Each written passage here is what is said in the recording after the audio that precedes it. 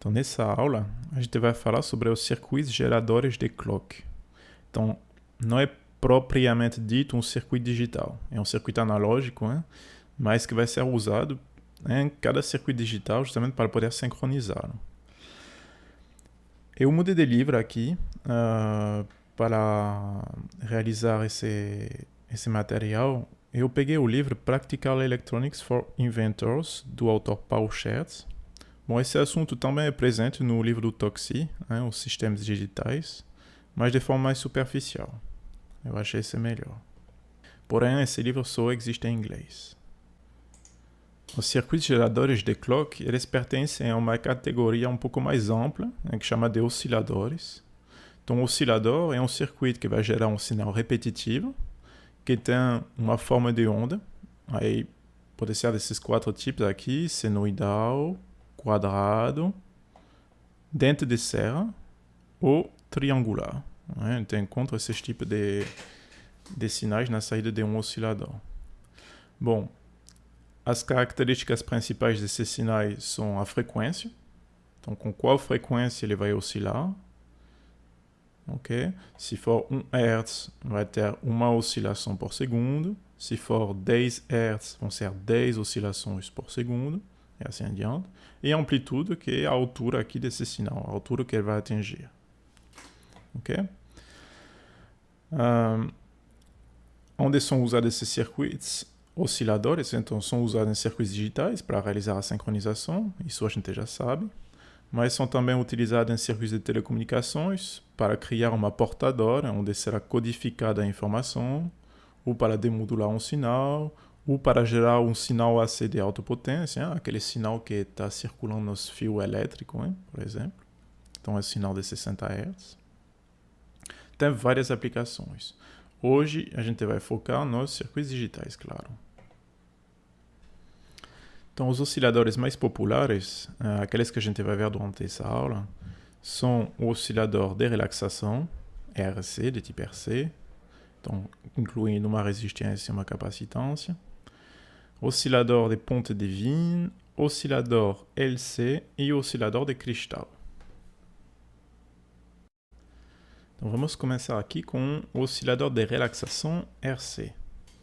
Então, o princípio de funcionamento dele é de carregar um capacitor até que essa tensão aqui nesse capacitor atinja um certo valor, um valor determinado, e descarrega em seguida.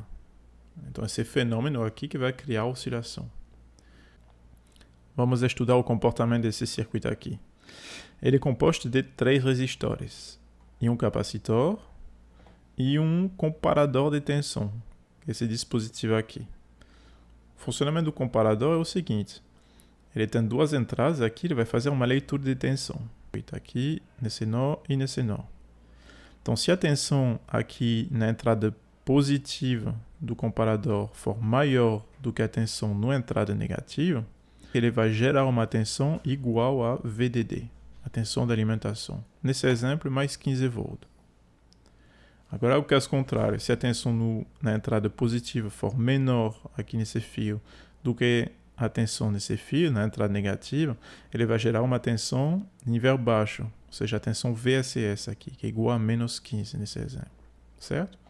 É isso, ele compara essas 2 tensões aqui e dá um resultado ou positivo ou negativo. Ok. Bom, vamos pegar o caso seguinte. O capacitor está inicialmente descarregado. A tensão Vout vai para um nível alto, para 15 volts, está aí. Então, o que acontece? Aqui embaixo, a gente tem o quê? Na verdade, essa tensão V+, é a tensão resultado do divisor resistivo entre R e R. Por quê? Porque aqui, nesse componente, não entra nenhuma corrente. Ele só faz um sensoriamento de tensão, não entra nenhuma corrente. Então, ele não vai influir sobre a tensão aqui nesse nó. Okay? Os únicos dispositivos que vão influir sobre essa tensão são esses 2 resistores e, claro, a tensão de alimentação que vai sair aqui em Vout. Quando a tensão vai para 15 volts aqui, a tensão V+, vai para a metade. Né? A gente tem um divisor resistivo com 2 resistores iguais, e aqui o terra, então vai para 7,5 volts. Seria essa tensão VT aqui, certo? A tensão que está lá em V+. Aqui em cima, mesma coisa, não entra nenhuma corrente aqui. Então, a gente nem precisa considerar aqui esse fio para poder encontrar o valor de V-, certo? Tem mais 15, um resistor e um capacitor. Então aqui, esse capacitor ele vai carregar através desse resistor com uma certa corrente até normalmente atingir a tensão V alta, ok? Então nos capacitores, a tensão é V-, seria essa tensão aqui. Ela carrega devagarinho, só que não vai chegar até a tensão de 15 volts. Por quê? Porque quando chega nesse ponto aqui, a tensão é V-, ela vai se tornar maior do que a tensão é V+. A tensão é V+, é essa. Então a tensão é V- vai começar a ficar maior.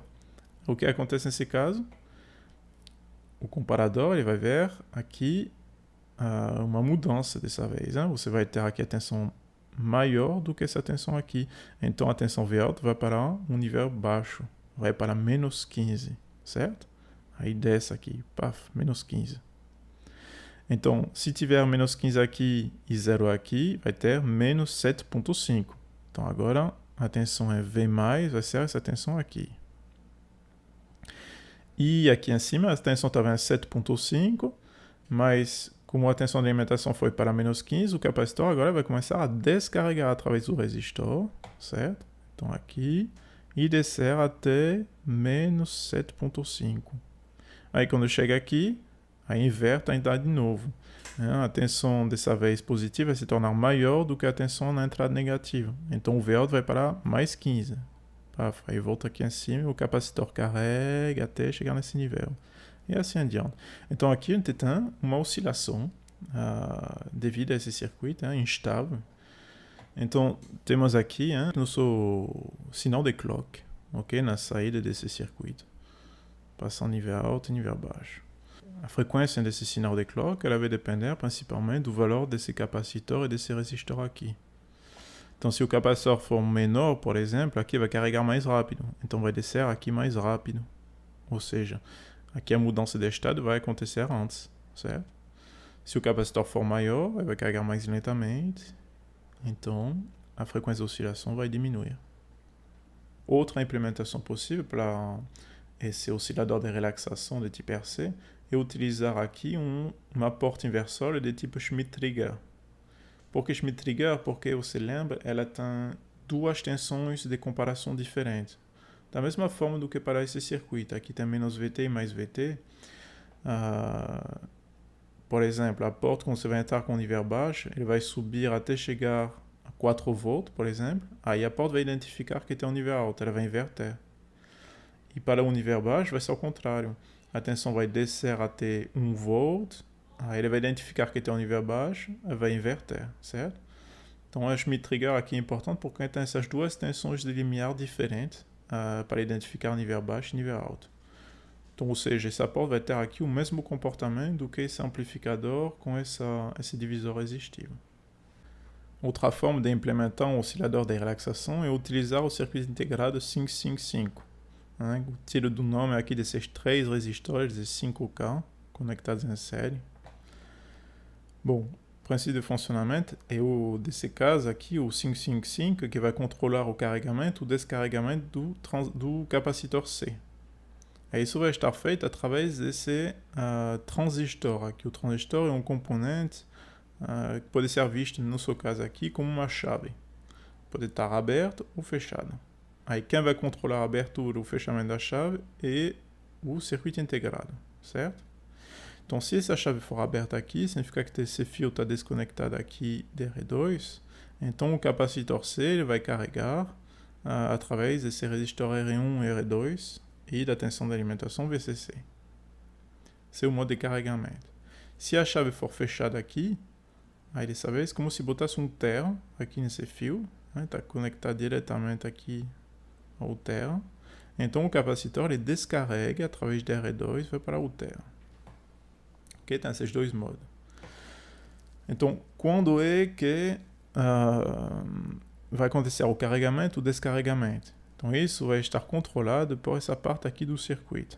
Tem 2 comparadores, a gente já falou do funcionamento deles.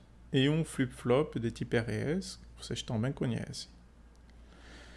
Bom, então aqui a primeira tensão, a tensão que vai estar comparada é a tensão em cima do capacitor. Que ele vai entrar aqui na entrada negativa desse primeiro comparador e ele vai entrar na entrada positiva desse comparador de cima. Nesse comparador de cima, ele vai estar comparado, a tensão aqui vai ser 2/3 da tensão de alimentação. Tem 3 resistores, vou fazer um divisor resistivo aqui. Então, se tiver 6 volts aqui, por exemplo, vai ter 4 volts nesse nó e vai ter 2 volts aqui nesse nó. Então, se a tensão, vamos dizer, está em modo de carregamento, a tensão aqui sobe. Ela vai subir até quanto? Até, vai estar comparado com 4 volts, até 4 volts. Quando a tensão for acima de 4 volts, aqui esse comparador vai para nível alto. Então, ele aciona o reset aqui. Se acionar o reset, a saída aqui invertida vai para 1. Em nível alto, esse transistor aqui vai estar em funcionamento de chave fechada. Ou seja, aqui vai descarregar o capacitor através dele, certo? Então, se a tensão for acima de 4 volts, reset. Então, descarrega o capacitor e a tensão começa a baixar. Se a tensão for abaixo de 2 volts, que é a tensão de comparação desse. Então, se a tensão aqui for abaixo de 2 volts, a entrada negativa vai se tornar menor do que a entrada positiva. Então, esse é comparador que vai para um nível alto. Então, vai setar dessa vez. O que é negado vai para 0, a chave está aberta. Se a chave for aberta, significa que aqui esse capacitor ele vai carregar. Ok? Então, nesse modo aqui. Então, tensão abaixo de 2. Aí começa o carregamento. A tensão chega a 4, começa a descarregar. Certo? Bom, quando eu estou no meio aqui, tipo, o comparador 2 passou a nível alto para começar a carregar, aí beleza, a tensão começa a ficar maior aqui no terminal negativo, então significa que esse comparador vai para 0. Esse estava em 0 também, então significa que o flip-flop tem um estado de memória, ele vai memorizar o estado anterior. Então, decide carregar e vai carregar até chegar a tensão alimentação, a tensão aqui de 4 volts, até que esse comparador manda a instrução para fazer o reset. Certo? Então funciona dessa forma. Aí você pode ver aqui que o tempo para descarregar ele é menor do que o tempo para carregar nesse caso. Por quê? Porque para descarregar, o capacitor ele só descarrega através do resistor R2. Ok? Então a resistência é menor quando ele descarrega, tem menos resistência para descarregar do que quando ele carrega, porque quando carrega ele vai carregar através de R1 e R2. Então significa que vai ter menos corrente entrando nele, aí vai carregar mais lentamente, certo? Por isso que tem essa assimetria aqui. Aí ele passa mais tempo em nível alto do que em nível baixo. Esse oscilador aqui de ponto de Wien, ele tem um princípio de funcionamento diferente. É chamado de oscilador harmônico.